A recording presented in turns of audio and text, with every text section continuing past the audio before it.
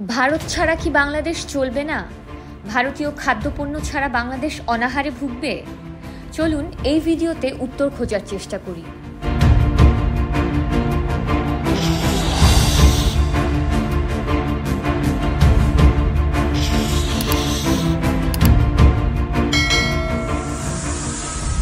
আসসালামু আলাইকুম প্রিয় দর্শকবৃন্দ, কেমন আছেন? আজ আমরা এক নতুন ভিডিওতে আপনাদের সামনে উপস্থিত হয়েছি। ভারতের পণ্য ছাড়া বাংলাদেশের বাজার অচল কিনা এই প্রশ্নের উত্তর পেতে হলে আমাদের আরও গভীরে যেতে হবে। বাংলাদেশের সঙ্গে ভারতের বাণিজ্যিক সম্পর্ক খুবই ঘনিষ্ঠ। প্রতি বছর বাংলাদেশ ভারত থেকে বিপুল পরিমাণ পণ্য আমদানি করে। এর মধ্যে পেঁয়াজ, আলু, চাল, মশলা, তুলা, কয়লা, বিদ্যুৎ ইত্যাদি উল্লেখযোগ্য। কিন্তু এই নির্ভরশীলতা আমাদের জন্য কতটা ঝুঁকিপূর্ণ? ভারতের বিকল্প উৎস কি এবং সাম্প্রতিক পরিস্থিতি কি বলে? প্রথমেই বলতে হয়, ভারত বাংলাদেশের সবচেয়ে বড় বাণিজ্য অংশীদার। ভৌগোলিক নিকটতা এবং দীর্ঘদিনের সম্পর্কের কারণে ভারত থেকে আমদানি সহজ এবং সাশ্রয়ী।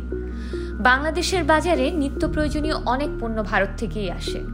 উদাহরণস্বরূপ, বাংলাদেশে ব্যবহৃত পেঁয়াজের প্রায় ৩০-৪০% ভারত থেকে আমদানি করা হয়। প্রতি বছর ২৫ থেকে ৩০ লাখ মেট্রিক টন পেঁয়াজ ব্যবহৃত হয়, যার বড় অংশ ভারতের রপ্তানির উপর নির্ভরশীল। একইভাবে আলুর ক্ষেত্রেও ভারত বড় অংশীদার। এছাড়া বাংলাদেশের শিল্প খাতে ব্যবহৃত তুলা, বিভিন্ন কাঁচামাল, এমনকি বিদ্যুৎ ও কয়লাও ভারতের কাছ থেকে আসে। কিন্তু সমস্যা তৈরি হয় যখন ভারত নিজ দেশের স্বার্থে হঠাৎ রপ্তানি বন্ধ করে দেয়। ২০২৪ সালে ভারতের পেঁয়াজ রপ্তানি নিষেধাজ্ঞা বাংলাদেশে বড় সংকট তৈরি করেছিল। পেঁয়াজের দাম ৩০ থেকে ৫০% বেড়ে গিয়েছিল। বাজার স্থিতিশীল করতে বাংলাদেশ তখন পাকিস্তান, মিশর, তুরস্ক এবং চীন থেকে পেঁয়াজ আমদানি করে। একইভাবে আলুর ক্ষেত্রেও নেদারল্যান্ডস, জার্মানি এবং স্পেন বাংলাদেশের সম্ভাব্য বিকল্প হতে পারে। ভারতের বিকল্প উৎস থাকা সত্ত্বেও সেগুলো ব্যবহার করতে গেলে কিছু চ্যালেঞ্জের সম্মুখীন হতে হয়। প্রথমত, দূরত্বের কারণে পরিবহন খরচ অনেক বেড়ে যায়। চীন বা ইউরোপ থেকে পণ্য আমদানি করলে সেটি ভারত থেকে আমদানির তুলনায় প্রায় দ্বিগুণ ব্যয়বহুল হয়ে দাঁড়ায়। দ্বিতীয়ত, সময় মতো সরবরাহ নিশ্চিত করাও একটি বড় সমস্যা। তৃতীয়ত, বিকল্প উৎস থেকে পণ্যের মান সবসময় ভারতীয় পণ্যের মতো হয় না।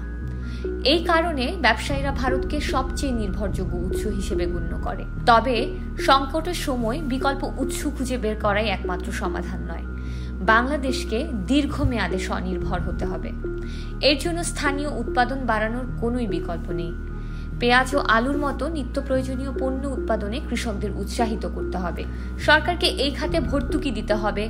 উন্নত বীজ ও কৃষি প্রযুক্তি সরবরাহ করতে হবে। একই সঙ্গে সঞ্চালন ব্যবস্থাও উন্নত করতে হবে।